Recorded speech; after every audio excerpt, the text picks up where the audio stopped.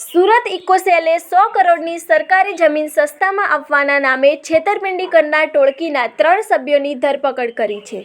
આરોપીઓએ ભોગ બનનાર વેપારી કરમશીભાઈ દેસાઈ પાસેથી તબક્કાવાર 12 કરોડ રૂપિયા પડાવી લીધા હતા. આ કૌભાંડમાં કુલ 6 આરોપીઓ સામેલ હતા, જેમણે જમીન દલાલીના વ્યવસાય સાથે સંકળાયેલા કરમશીભાઈનો સંપર્ક કર્યો હતો.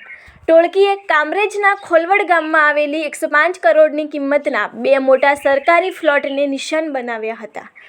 આરોપીઓએ દાવો કર્યો હતો કે તેમની ગાંધીનગર સચિવાલય અને મહેસૂલ વિભાગમાં ઉચ્ચ પહોંચ છે.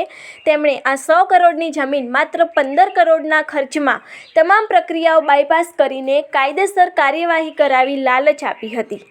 વિશ્વાસ કેળવવા માટે ટોળકીએ મહેસૂલ વિભાગ, સુરત કલેક્ટર કચેરી જેવા સરકારી વિભાગોના બનાવટી લેટરહેડ, સિક્કા અને બોગસ સહીઓવાળા પત્રો બનાવ્યા હતા. આ ખોટા સરકારી કાગળો જોઈને કરમશીભાઈએ વિશ્વાસમાં આવીને 12 કરોડ રૂપિયા ચૂકવી દીધા હતા. જમીનનો કબજો ન મળતા શંકા ગઈ અને તપાસ કરતા તમામ દસ્તાવેજો નકલી હોવાનું બહાર આવ્યું હતું.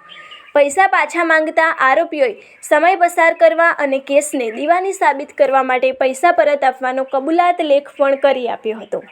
અંતે કરમશીભાઈએ સુરત પોલીસ કમિશનરનો સંપર્ક કરતા આ કેસની તપાસ ઇકોસેલને સોંપવામાં આવી હતી.